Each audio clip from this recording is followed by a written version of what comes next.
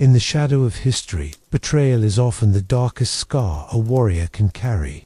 But in the world of the samurai, the betrayal wasn't just personal, it was a betrayal of the very code they swore to uphold. The night the house of Hōjō burned, a plot was set into motion that would forever alter the fate of feudal Japan. It was a night of fire, smoke, and whispered promises, where the blood of noble families stained the very earth they once stood on. Why did this happen? What pushed these men, these warriors of honor, to betray everything they believed in?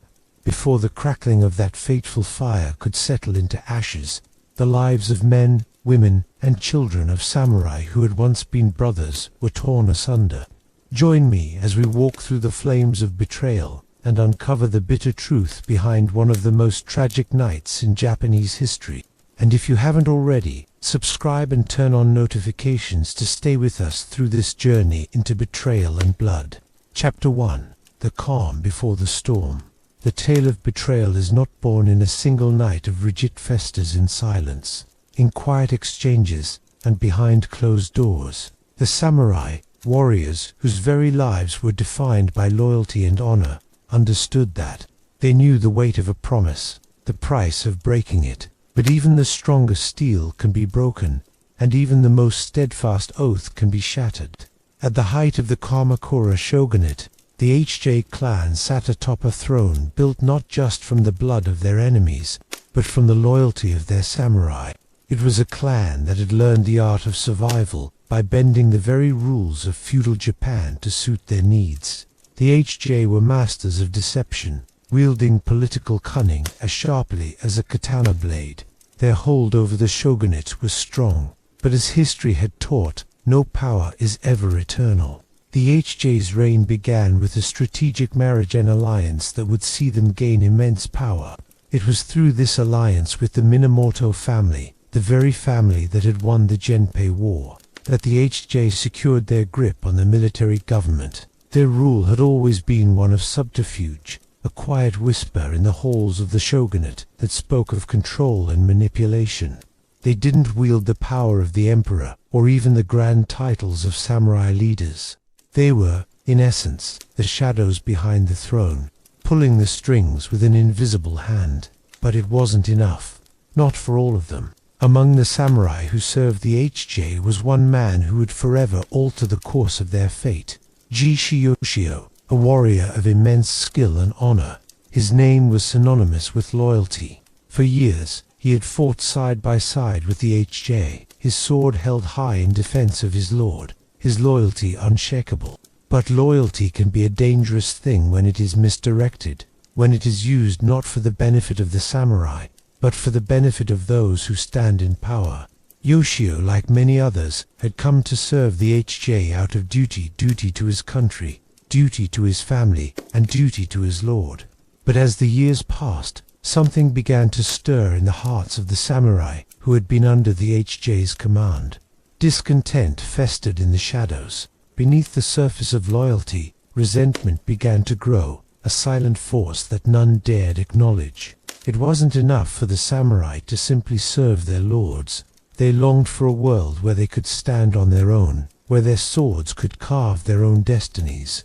But in the world of feudal Japan, that was a dream only a fool would entertain. Aisha's own feelings of unease had been building for years. He had seen the Hōjō betray their allies, disregard the well-being of their own people, and crush those who stood in their way. He had witnessed the cracks in the armor of their rule, the cracks that were beginning to widen. Yet, despite his growing frustration, he remained loyal, bound by a sense of duty to the Hōjō clan. But the deeper he dug into the heart of the clan, the more he uncovered. The Hōjō were not the noble lords they appeared to be. They were manipulators, masters of a dangerous game that had only one possible outcome, their own survival, no matter the cost to others. As the years passed, the Hōjō's grip on the shogunate grew stronger, but it was a grip that would eventually strangle them. The samurai who had fought for them, who had bled for them, began to ask themselves, what is this loyalty worth? What good is loyalty if it only leads to betrayal in the end? What honor is there in serving a family that does not honor its own samurai? Among those who began to question the HJ's methods was the young samurai, HJ Ujitsuna, who had become the very symbol of the clan's impending collapse. Ujitsuna, the son of the current shogun, had been groomed for leadership, but as the years wore on, he became increasingly disillusioned with the clan's leadership. Unlike his father, who had always preferred to rule from the shadows, Ujitsuna believed in the power of the samurai, in the strength of the warriors who had built the HJ clan. But the HJ had become something else, a shadow of their former selves, concerned more with wealth and power than with the well-being of the samurai they commanded. This growing disillusionment wasn't confined to just one or two men. It spread like a sickness throughout the ranks of the HJ one by one. Samurai who had once pledged their loyalty to the clan began to question their allegiance. Whispers turned into open defiance, and the loyalty that had once bound them together began to fray at the edges. But it wasn't just Ujitsuna who felt this way. The seeds of betrayal were being sown in every corner of the HJ household. Even in the depths of the clan's power, there were those who saw the writing on the wall. For the HJ's power to remain unchallenged, they had to maintain their alliances and their strength. They could not afford to show weakness. But weakness was already creeping in, masked by the very strength they had built. The final blow, though, would not come from without. It would come from within. It would come from the men who had once sworn to protect the men who had once stood side by side with them in battle, whose loyalty had been their greatest strength, would now become their greatest threat. This betrayal would not be a single act, but a slow, deliberate erosion of the very foundation that had held the clan together.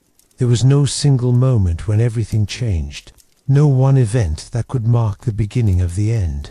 The betrayal was not sudden, but inevitable. The night the house burned was merely the culmination of years of smoldering anger and unspoken discontent. The stage was set. The flames were waiting. Chapter 2. The night the house burned. It was a night that began like any other in the tumultuous world of feudal Japan. The sky was a great curtain of black, draped over the land as though the heavens themselves sought to smother what was about to unfold. Clouds drifted low, heavy with the weight of an unseen storm, and the air was so still that even the trees seemed to hold their breath. In that silence, the faintest sound, the creak of wood, the scurry of mice in the rafters, the distant lap of waves upon the shore echoed, as if it were a scream. The HJ clan, rulers of the Kamakura Shogunate, believed their power eternal. Their palatial estate stood like a fortress of order in a fractured land, a place where decrees were handed down like the voice of gods. But beneath the polished floors and painted walls, cracks spread unseen. Betrayal whispered in the shadows. Ambition festered in quiet hearts, and the honor that had once bound men together had rotted away, leaving only the hollow husk of obedience. That night, the downfall came not from beyond the gates, but from within. No Mongol army, no rival clan, no divine retribution had descended upon them. Instead, the very hands that had sworn loyalty, the warriors who had bled, starved, and sacrificed for their lords lit the sparks that would reduce the HJ name to ash. The betrayal was swift, deliberate, like a no-play rehearsed countless times behind closed doors. The samurai, once the proud sword arm of the HJ, had been watching and waiting. They had studied their master's paranoia, their growing distance from the people, their descent into mistrust and corruption. They saw weakness not only in strategy but in spirit. And when weakness shows in a clan meant to embody strength, it invites retribution. For some, the betrayal was born of politics, a cold calculation that the HJ had outlived their usefulness. For others, it was personal. It was the anguish of broken promises, of widows left to mourn while lords feasted, of children growing up fatherless while men died for ideals that meant nothing in gilded chambers. To these disillusioned warriors, the HJ were no longer protectors of order. They were parasites, leeching honor from those beneath them.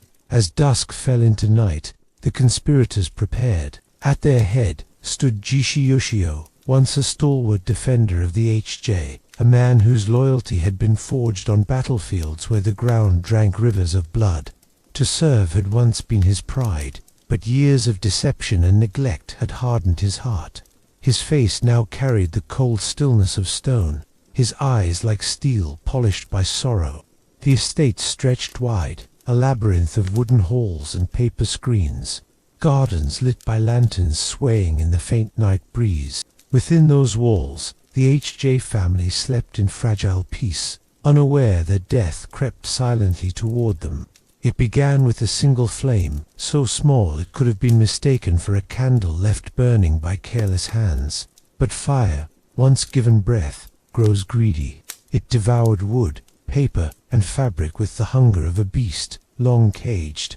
The first cries were of confusion as servants shouting, a child waking to the scent of smoke, then panic. The flames leaped higher, clawing up beams and licking across roofs. Embers rained from the sky like fiery snow, searing flesh and setting robes alight. The samurai moved among the chaos like shadows. Where once they had guarded these corridors with honor, they now advanced with unsheathed blades, cutting down those who resisted. The screams of the innocent intermingled with the crash of collapsing beams. Every strike of steel against flesh was not merely murder but a declaration. The age of the H.J. was finished. Through this inferno staggered H.J. Ujitsuna, heir of the clan. His face, pale in the firelight, bore the shock of a man whose world had been ripped apart in the space of a breath. The halls he had run through as a child, the walls that had sheltered generations of his family, were collapsing around him. Smoke stung his eyes and filled his lungs, but no amount of coughing could dispel the truth. His clan had been abandoned by the very men who had once sworn eternal loyalty. Ujitsuna stumbled into the courtyard where flames lit the night like day, and there he met Jishi Yoshio. Once they had fought side by side, laughing in moments between battles, sharing meals when rations were scarce, binding wounds when death loomed close. Now Yoshio stood against him, sword in hand, his face carved into something unrecognizable. For a moment the fire itself seemed to hold its breath. Their eyes locked, one filled with horror and heartbreak, the other with grim resolve. "Why?" Yoshio Ujitsuna's voice cracked, little more than a whisper over the roar of burning wood. His question was not merely of politics, but of friendship, of trust shattered beyond repair. Yoshio's reply came cold, unyielding. "It is not you I betray, Ujitsuna. It is the lie this house has become. I have shed blood for your father's ambition, for a clan that has forgotten the men who kept it alive. Tonight I end that lie, not for vengeance, but for the truth." The words struck deeper than any blade. Ujitsuna staggered, not from smoke, but from the weight of betrayal. Yoshio lifted his sword, not to strike his former comrade directly, but to carve through the last remnants of the H.J.'s illusion of permanence. As the night raged on, the house collapsed in showers of sparks and thunderous crashes. The flames seemed to roar in triumph, consuming not just wood and stone but history itself. The H.J.'s banners, once symbols of order, curled and blackened in the heat until nothing remained but ash drifting in the air like ghostly remnants of pride. When dawn broke, silence returned. The estate was no longer a home but a graveyard of embers. Survivors wandered among the ruins in shock, their faces streaked with soot and grief. The smell of charred timber and flesh clung to the air, impossible to wash away. The samurai, those who had wielded fire and blade alike, did not linger to bask in their victory. They had not fought for glory. They had fought for release from broken loyalty, from false honor.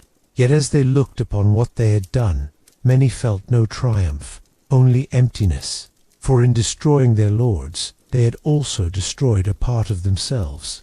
H.J. Ujitsuna, though spared in body, was left stripped of everything else. His clan's name, once spoken with reverence, would now be uttered as a warning. His power, his legacy, his future all reduced to ash in a single night of fire and betrayal. He wandered the ruins like a ghost, his steps aimless, his mind replaying Yoshio's words again and again. And so, the night the house burned became more than a tragedy. It became a turning point in Japan's long and bloody tale. The fall of the HJ did not usher in peace, but chaos. With their collapse, the fragile balance that had held samurai loyalty in place shattered. No longer could honor alone hold the world together. From the ashes rose a harsher truth. Only strength, cunning, and survival would decide who ruled. The flames that consumed the HJ estate were not just the end of a family, they were the funeral pyre of an age. That night marked the death of illusions, the unraveling of loyalty, and the rebirth of ambition in its most ruthless form. In the years to come, Japan would bleed anew as clans turned upon each other, seeking to carve order from chaos. And yet, in the silence that followed the inferno, among the ashes of a once mighty house, one truth lingered above all. Fire can destroy, but it can also purify. The night the house burned was a tragedy. Yes, but it was also a beginning. A night when the old world died, and the cruel dawn of a new era began to rise.